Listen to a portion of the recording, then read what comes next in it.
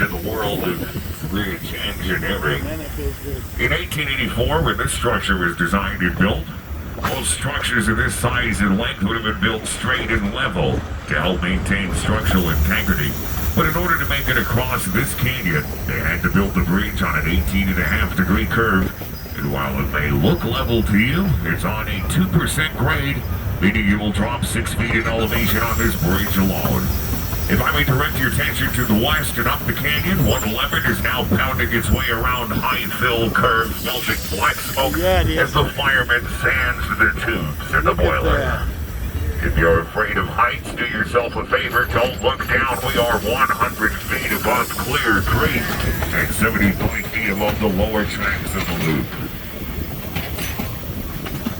As you look down at the lower tracks, keep in mind that is the point where the Georgetown loop begins and ends. Also to the west here is our Devil's Gate Station, that's located in the center of the Georgetown loop.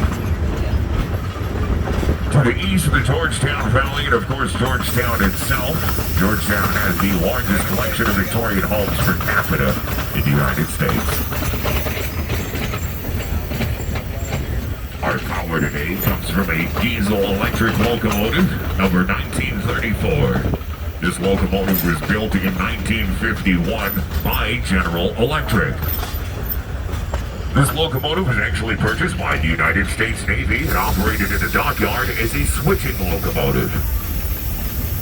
Once it was no longer suitable for the Navy, well, it was sent to a steel mill where it was used and abused until the Georgetown Loop acquired the engine in 2017.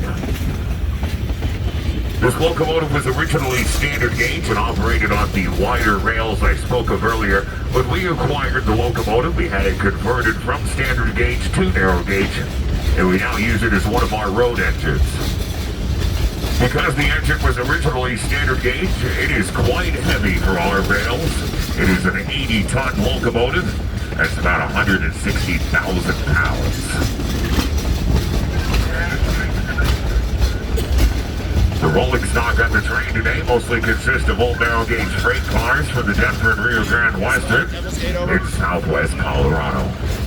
A good portion of that line still exists today. It is better known as the Durango and Silverton narrow gauge and the Cumbres and Toltec Scenic Railroad. Coming up, you're going to hear the most recognizable signal in American railroading, consisting of 2 long, 1 short, and 1 more long blast to the air chime. This is Morse code for the letter Q. The signal has its origins in Victorian England. The signal was used on ships and trains of the day to signify that the Queen was on board and the Queen had the right-of-way. We adopted the signal here in the United States not because we have a monarchy, but to indicate that trains always have the right-of-way. If you hear the upcoming signal, please stop, look, and listen, as that train has no intention of stopping for you.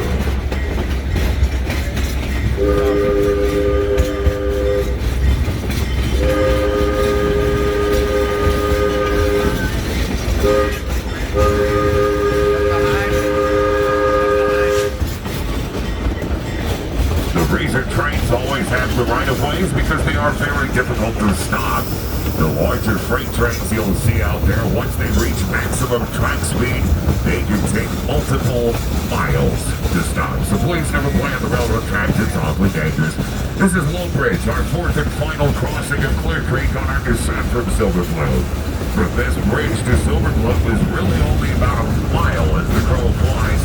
However, in order for us to reach this point, with 180 tons of train, we used 3 miles of rail and dropped about 500 feet in elevation. Before too long, we'll be arriving at the Devil's Gate Station in Georgetown, Colorado. You will have a short time to step off the train here at the Devil's Gate Station. We have restrooms available as well as a gift shop for snacks and beverages and some beautiful Clear Creek scenery. Should you choose to depart the train, we have one request, and that would be that you are back on board by 1:35 for an on-time departure.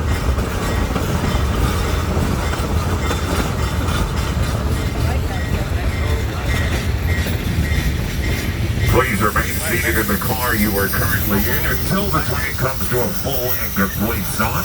Once the ramp is down, then you may pass between the cars to disembark onto the platform. Once again, ladies and gentlemen, please be back on board by 1:35 for an on-time departure.